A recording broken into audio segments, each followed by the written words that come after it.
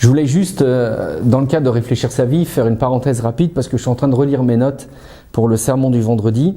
Et il y a une expression qui nous a tous marqués, qui est « L'Église est la seule armée qui achève ses blessés ». Je voulais revenir dessus dans le cadre de Réfléchir sa vie, parce que cette expression, je l'ai entendue beaucoup de fois, trop de fois à mon sens.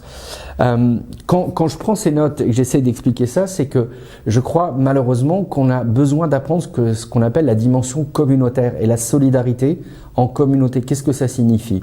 Autrefois, quand il y avait ce qu'on appelle les persécutions auprès des protestants, il y avait un peu ce principe presque de D'Artagnan, vous savez, dans un pour tous, tous pour un. Aujourd'hui, on oublie dans l'Église qu'en réalité, on devrait toujours s'épauler les uns les autres. Et je me souviens, quand j'habitais dans le nord de l'Alsace, qu'il y avait une jeune fille de 15 ans qui était tombée enceinte, et puis sa mère, elle avait honte, et l'église l'a accueillie à bras ouverts en disant « Mais on est là pour t'aider, on n'est pas là pour te dire que t'as pas été une bonne mère, on n'est pas là pour dire que ta fille, elle a fait ce qu'il fallait pas, on n'est pas là pour ça, mais on est là pour te dire qu'on va vraiment vous aider, on va vraiment vous porter au maximum. » Et cette jeune fille de 15 ans, elle n'a pas quitté l'église. Ça n'a pas été facile pour elle, mais elle n'a pas quitté l'église. Et vous savez, ce qui me marque finalement, c'est que j'ai vu ça non pas de la part de la jeune génération, parce qu'on a tendance à dire qu'elle est plus tolérante, mais j'ai vu ça de la part de papy et de mamie qui étaient déjà installés, et ceux qu'on aurait tendance à dire très conservateurs ou très attachés à la morale. Et ça, je l'ai vu dans une communauté qu'on appelle Ménonite. Si vous connaissez un petit peu l'histoire, ça vient de Memno Simon. C'est un mouvement de réforme qui a eu lieu il y a très très longtemps.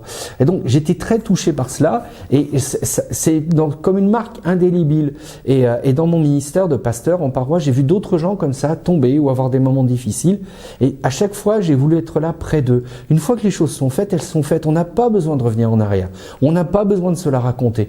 Mais si à chaque fois on tape sur la tête des gens qui ont fait quelque chose que l'on considère répréhensible d'ailleurs, et qu'on chausse pas leurs bottes et qu'on n'a pas trop d'idées, eh ben on se met à juger les gens, et ça c'est pas correct, c'est pas normal.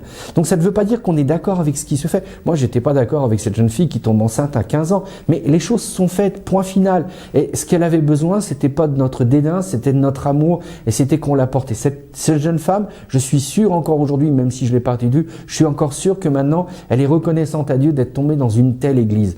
Et moi, je vais vous dire une chose, je pense qu'on est considérés comme des chrétiens crédibles à l'amour que nous avons les uns envers les autres. Et c'est facile quand tout va bien, mais l'amour, c'est quand on est au creux de la vague, qu'il n'y a rien qui fonctionne, où là, on peut vraiment dire qu'on est des chrétiens. Alors, moi, je relis mes notes de sermon, et je reste sur cette idée-là. Je trouve que l'expression « l'Église est la seule armée qui achève ses blessés », c'est une blessure personnelle pour moi, en tant que chrétien, d'entendre cela. Malheureusement, je l'ai trop entendu. Alors voilà, je veux juste vous inviter à réfléchir.